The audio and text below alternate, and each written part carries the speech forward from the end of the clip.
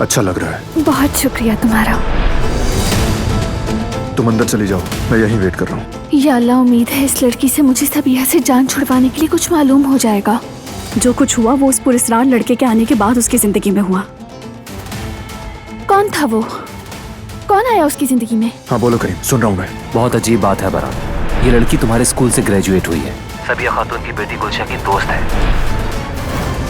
सबिया साहिबा की एक बेटी थी, गुलशा। तुम दोनों एक ही स्कूल में पढ़ते थे। तो मतलब दिलान ने गुलशा की दोस्त को ढूंढ लिया। क्या वो आदमी बारान हो सकता है?